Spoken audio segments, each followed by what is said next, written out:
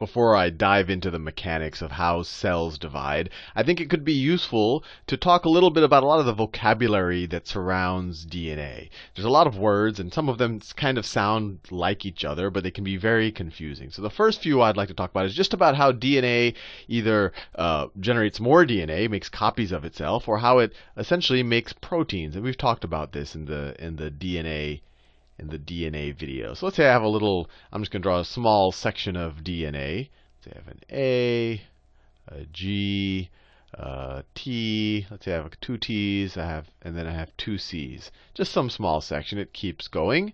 And of course, it's a double helix. It has its corresponding bases. Let me do that in this color. So A corresponds to T, G with C. It forms hydrogen bonds with C, T with A, T with A, C with G, C with G. And then, of course, it just keeps going on in that direction. So there's a couple of different processes that this DNA has to do. One is when you're just dealing with your body cells and you need to make more versions of, let's say, your skin cells, your DNA has to copy itself. And this process is called replication. You're replicating the DNA. So let me do replication. So how can this DNA copy itself? And this is one of the beautiful things about how DNA is structured. Replication. So I'm doing a gross oversimplification, but the idea is these two strands separate, and it doesn't happen on its own. It's facilitated by a bunch of proteins and enzymes, but I'll talk about that, the details of the microbiology in a future video. So let me separate. So these guys separate from each other. Let me put it up here. They separate from each other, and let me take the other guy. Not too big. The guy looks something like that. They separate from each other. And then once they've separated each other, what could happen? Let me delete some of that stuff over here. Delete that stuff right there. So you have this double helix. They were all connected. They're base pairs. Now, they separate from each other. Now, once they separate, what can each of these do? They can now become the template for each other. So now, I can form if this guy is sitting by himself, now all of a sudden a thymine base might come and join right here. And so you could have these nucleotides will start lining up. So you'll have a thymine and a cytosine, and then an adenine, adenine, guanine, guanine, and it'll keep happening. And then on this other part that was formerly, this other green strand that was formerly attached to this blue strand, the same thing will happen. You have an adenine, a guanine, a thymine, thymine, cytosine, cytosine. So what just happened? By separating and then just attracting their complementary bases, we just duplicated this molecule. Right? And I'll go more, we'll do the microbiology of it in the future. But this is just to get the idea. This is how the DNA makes copies of itself. And especially when we talk about mitosis and meiosis, I might say, oh, this is the stage where the replication has occurred. Now, the other thing that you'll hear a lot, and I talked about this in the DNA video, is transcription. Transcription. In the DNA video, I didn't focus much on how does DNA duplicate itself. But one of the beautiful things about this double helix design is that it really is that easy to duplicate itself. You just split the two strips, the two helices, and then they essentially become a template for the other one. And then you have a duplicate. Now, transcription is what needs to occur for this DNA eventually to turn into proteins. But transcription is the intermediate step. It's the step where you go from DNA to mRNA. And then that mRNA leaves the nucleus of the cell and goes out to the ribosomes. And I'll talk about that in a second. So we could do the same thing. So this guy, once again, during transcription, will also split apart. So that was one split there. And then the other split is right there. But instead of, and maybe it makes more sense just to do one half of it. So let me delete that. So let's say that just the green, this is the coding. Let's say that we're just going to transcribe the green side right here. Let me erase all of this stuff, right? Nope, wrong color. Erase this stuff right here. Now, what happens is instead of instead of having deoxyribonucleic acid nucleotides pair up with this DNA strand, you have ribonucleic acid or RNA pair up with this. And I'll do RNA in magenta. And so the RNA will pair up with it. And so thymine on the DNA side will pair up with adenine, guanine. Now, when we talk about RNA, instead of thymine, we have uracil, uracil, cytosine, cytosine. And it just keeps going. This is mRNA. mRNA. Now, once this, and then this separates, that mRNA separates, and it leaves the nucleus. It leaves the nucleus. And then you have translation. Translation. That is going from the mRNA to, you remember in the DNA video, I had a little tRNA, the transfer RNA, kind of were the trucks that drove up the amino acids to the mRNA, and this all occurs inside these parts of the cell called the ribosome. But the translation is essentially going from the mRNA, RNA, to the proteins. And we saw how that happened. You have this guy. Let me make a copy here. This guy separates. Let me actually copy the whole thing. This guy separates, leaves the nucleus, and then I'll delete this stuff. And then you have those little tRNA trucks that essentially drive up. So, maybe you have some tRNA trucks. See an adenine, guanine. This is tRNA. That's a codon. A codon has 3 base pairs, and attached to it, it has some amino acid. And then you have some other piece of tRNA. Let's say it's a uracil, cytosine, adenine. And attached to that, it has a different amino acid. And this occurs in the ribosome. And then the amino acids attach to each other, and then they form this long chain of amino acids, which is a protein. So just to summarize, the proteins form these weird and complicated shapes. So just to kind of make sure you understand all. So if we start with DNA, and we're essentially making copies of DNA, this is replication. You're replicating the DNA. Replication.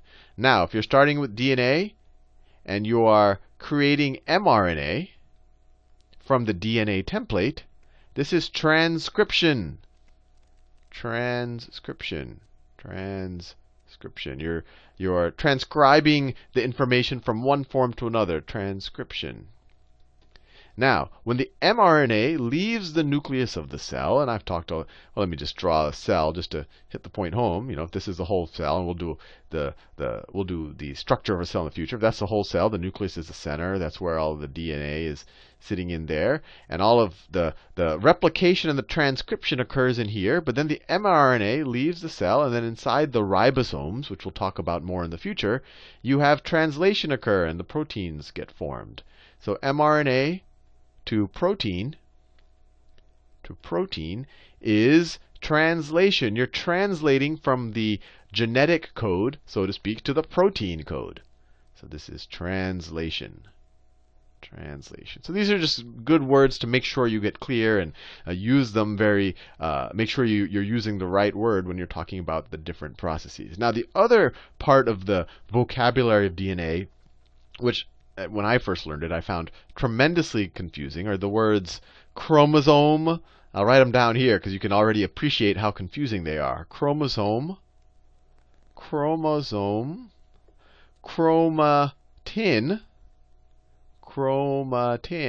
and chromatid. So a chromosome is, so we already talked about, you can have DNA, you can have a strand of DNA. It's a double helix. Maybe I'll, this strand, if I were to zoom in, it's actually 2 different helices. And of course, they have their base pairs joined up. I'll just draw some base pairs joined up like that. So I want to be clear. When I draw this little green line here, it's actually a double helix. Now, that double helix gets wrapped around proteins that are called histones. That double helix gets wrapped around proteins that are called histones. So let's say it gets wrapped like there, and then gets wrapped around like that, and gets wrapped around like that. And you have here these things called histones, which are these proteins. These proteins. Now this structure, when you talk about the DNA as it is wrapped, or when you talk about the DNA in combination with the proteins that kind of give it structure, and then these proteins are actually wrapped around more and more, and eventually, depending on what stage we are in the cell's life, you have different structures. But when you talk about the nucleic acid, which is the DNA, and you combine that with the proteins, you're talking about the chromatin. Chromatin. So this is DNA plus, you can view the structural proteins that give the DNA its shape. Structural proteins. And the idea, chromatin was first used because when people look at a cell, every time I've drawn these cell nucleuses so far, I've drawn these very well-defined, I'll use the word, so let's say this is a cell's nucleus. I've been drawing very well-defined structures here. So that's one, and then this could be another one. Maybe it's a shorter, and then it has its homologous chromosome. So I've been drawing these chromosomes, right? And each of these chromosomes, I did in the last video, are essentially these really long structures of DNA, long chains of DNA kind of wrapped tightly around each other. So when I drew it like that, if you zoomed in, you would see one strand, and it's really just wrapped around itself like this. And then it's homologous chromosome. And remember in the variation video, I talked about the homologous chromosome essentially codes for the same genes, but has a different version. And it came from, if the blue came from the dad, the red came from the mom. But it's coding for essentially the same genes. So when we talk about this one chain, let's say this one chain that I got from my dad of DNA in this structure, we refer to that as a chromosome. Chromosome. Now, if we refer generally, and I want to be clear here, DNA only takes this shape at certain stages of its life when it's actually replicating itself.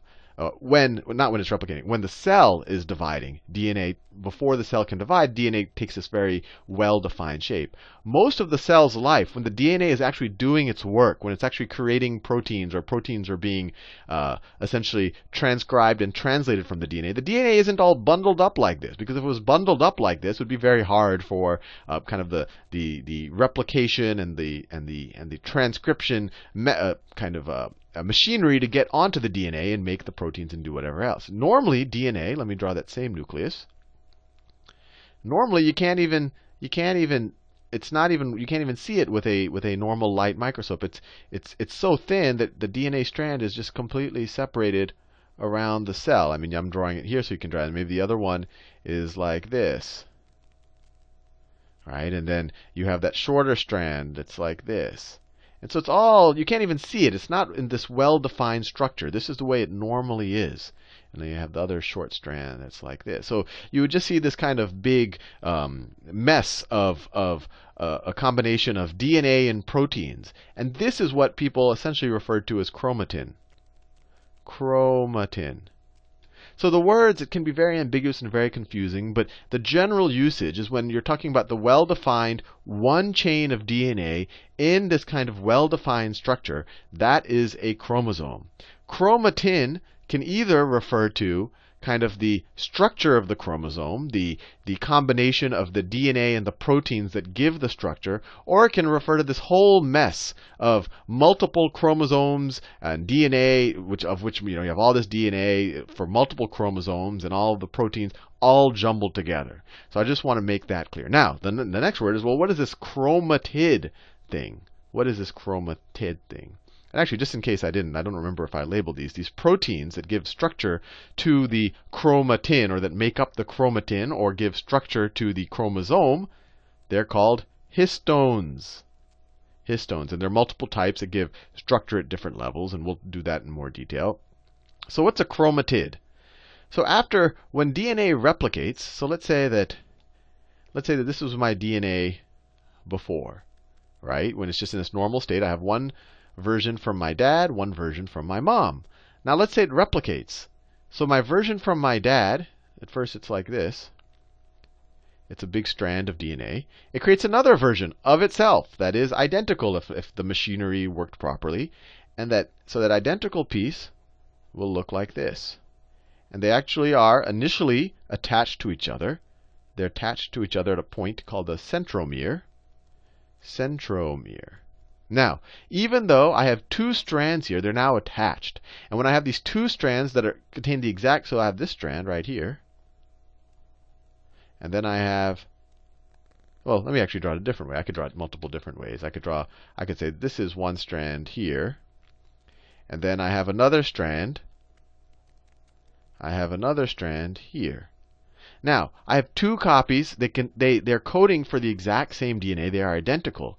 I still call this a chromosome. I still call this a chromosome. Chromosome. This whole thing is still called a chromosome. But now each individual copy is called a chromatid. So that's one chromatid.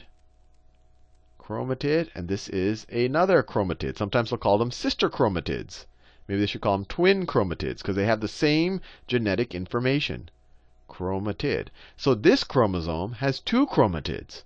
Now, before the replication occurred, or the DNA duplicated itself, you could say that this chromosome right here, this chromosome like a father, has one chromatid. You could call it a chromatid, although that tends to not be the convention. People start talking about chromatids once you have two of them in a chromosome. And we'll learn in mitosis and meiosis, these two chromatids separate.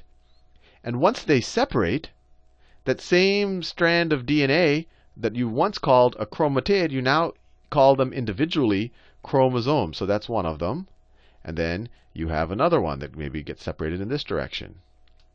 And let me make that, circle that one with the green. So this one might move away like that.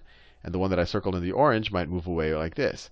Now, once they separate and they're no longer connected by the centromere, now what we originally called as one chromosome with two chromatids, you will now refer to as two separate chromosomes. Or you could say now you have two separate chromosomes, each made up of one chromatid. So hopefully that clears up a little bit some of this jargon around DNA. I always found it quite confusing. But it'll be a useful tool when we start going into mitosis and meiosis and I start saying, oh, the chromosomes become chromatids. And you're like, wait, how did one chromosome become two chromosomes? And, how did a chromatid become a chromosome? And it's all just revolves around the vocabulary. And I would have picked a different vocabulary than, calling this a chromosome and then calling each of these individually chromosomes. But that's the way we have decided to name them. And actually, just so in case you're curious, you're probably thinking, where does this word chromo come? I don't know if you're old Kodak film, it's called chromocolor. And chromo essentially relates to color. I think it comes from the Greek word actually for color. And it got that word because when people first started looking in the nucleus of cell, they would apply dye. And these things that we call chromosomes would take up the dye so that you could see it well with a light microscope. So that's why and some comes from soma for body. So you could kind of view it as colored body. So that's why they call it a chromosome. So chromatin also will take up, well, I won't go into all of that as well. But hopefully that clears a little bit this whole chromatid, chromosome, chromatin debate. And we're well equipped now to study mitosis and meiosis.